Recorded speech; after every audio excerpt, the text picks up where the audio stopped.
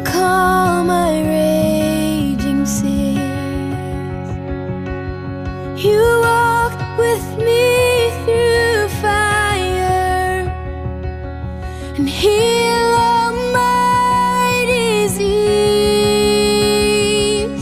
I trust in you.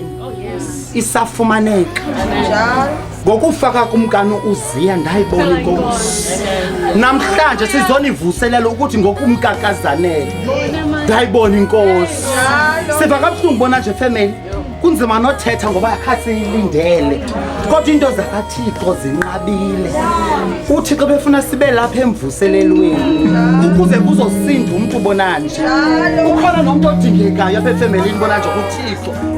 You're my portion.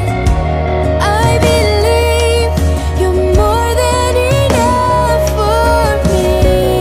Sifuna izinto ngezindlela zethu but umuntu abe nendlela yakhe.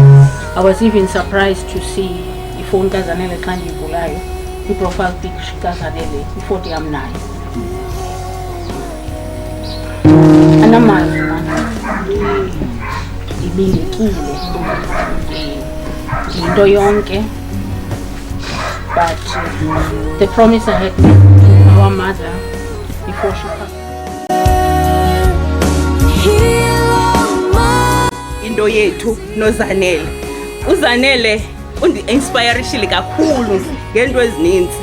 uZanele beyithanda ifamily yakhe.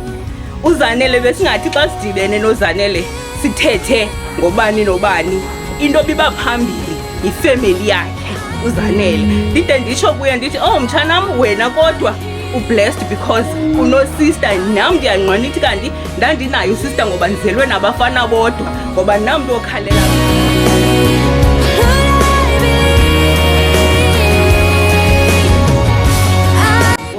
company ekhula isenza umsebenzi omkhulu and umlungu wami she was looking forward for usebenza noZem because bembona bana i-customers bezenzela into zakhe athula athi cwaka athi mna ndizele lento ndizoyenza enye andiyihoyanga but abantu bebehlili nayo noZanele bebenwabile oyile nakwezinye ishop bam-appreciate and ngoku uchazwa ngosweleka kwayo siyaqala uswelekela kuthiwa sisenza into ngenxa ye-character kakhulu sisi yabo.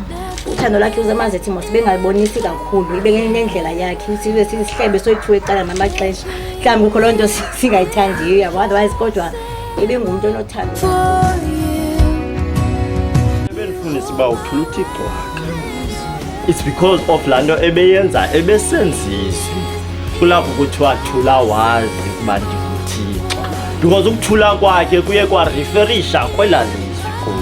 Kulapho ke kwandifundisa ukuba nam mandithule ndingathethi gqithi kodwa ndivumele inkosi yena indithethe. Selo Yesu ugcwele wombethu baba ugcwele wombethu uthando ugcwele wombethu insindiso ugcwele wombethe wena nobomi bakho bathi udinga wena uthi xa uhamba apha uthi ndiyakufuna bona nje uthi ndiyakufuna bona waphelelwa ngamandla uthi ke kulo mfana ndikhuphele ngaphandle kuba ndingolehekile. uzukubona uba ndingolehekile ndingoleheka ngondime kule ndawo xa ndibona abantwana bam belile.